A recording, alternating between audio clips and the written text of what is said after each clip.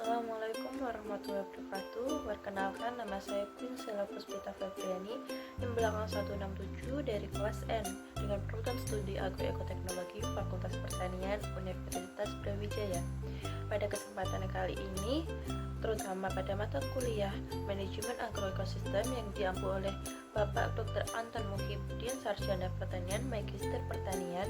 Di sini saya akan membahas mengenai manajemen musuh alami secara umum. Sebelum kita masuk ke manajemen musuh alami, kita perlu mengetahui apa itu OPT atau organisme pengganggu tanaman. Organisme pengganggu tanaman atau OPT merupakan kendala bagi petani karena termasuk ke dalam parasit patogen yang dapat menginfeksi tanaman budidaya dan memberikan dampak negatif bagi produktivitas hasil pertanian hortikultura. Beberapa contoh dari organisme pengganggu tanaman ini atau OPT antara lain yaitu hama wareng, walang sangit, ulat gerayak, penyakit akibat cendawan ataupun bakteri. Jenis-jenis dari OPT sendiri beraneka ragam sesuai dengan inangnya atau tanaman yang dihinggapi. Selain itu, jenis-jenis OPT tersebut memberikan gejala serta infeksi yang berbeda pula. Untuk pengendalian OPT sendiri dapat dilakukan dengan cara pengendalian hayati. Pengendalian hayati adalah pengendalian serangga hama dengan cara biologi, yaitu dengan memanfaatkan musuh-musuh alami atau agen pengendali biologi seperti predator, dan patogen. Pengendalian hayati adalah suatu teknik pengelolaan hama dengan sengaja dengan memanfaatkan atau memanipulasi musuh alami untuk kepentingan pengendalian.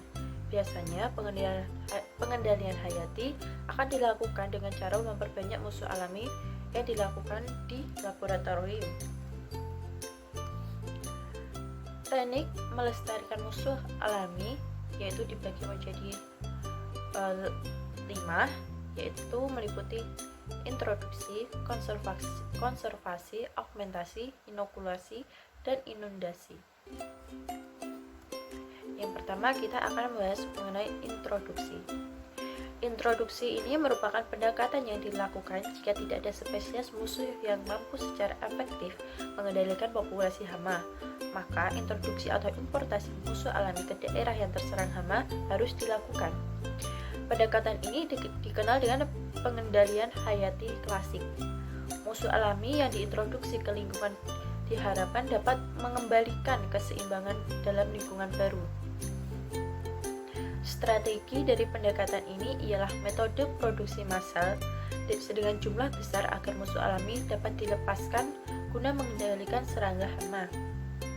Tujuan dari introduksi ini yaitu pendekatan ini sangatlah spesifik, yaitu melepaskan musuh alami eksotik ke dalam lingkungan baru sehingga nantinya dapat stabil dan mapan secara permanen. Selain itu juga dapat mampu mengendalikan populasi hama dalam jangka waktu panjang tanpa perlu intervensi lebih lanjut. Selanjutnya yaitu konservasi. Konservasi bertujuan untuk mengkonservasi atau meningkatkan dampak dari musuh alami yang telah ada pada area pertanaman atau area pertanian yang diserang oleh OPT. Salah satu caranya yaitu dengan memperkecil dampak negatif penggunaan pestisida. Pada umumnya, musuh alami lebih sensitif terhadap pestisida dibandingkan dengan hama.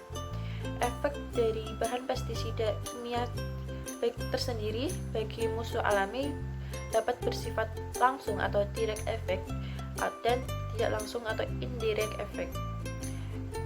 Efek langsung pestisida dapat mempengaruhi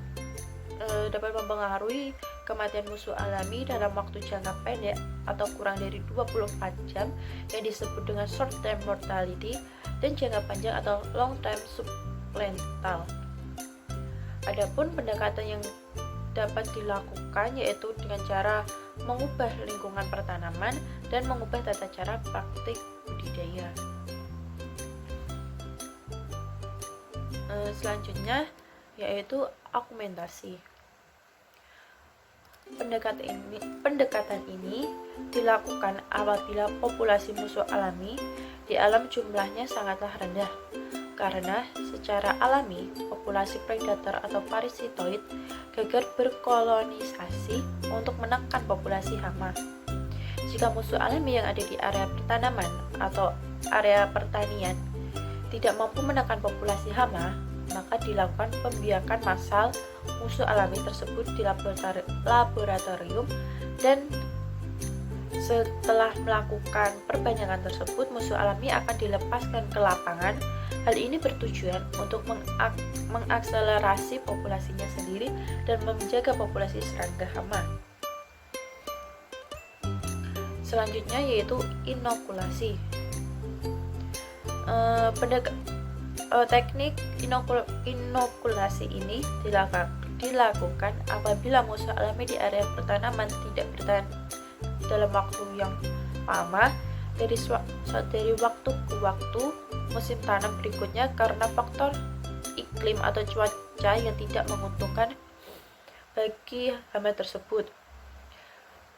Pelepasan musuh alami dilakukan cukup sekali dalam satu musim. Hal ini bertujuan untuk musuh alami diharapkan dapat survive atau multiply. Populasi hama target ialah generasi hama yang akan datang atau musim selanjutnya.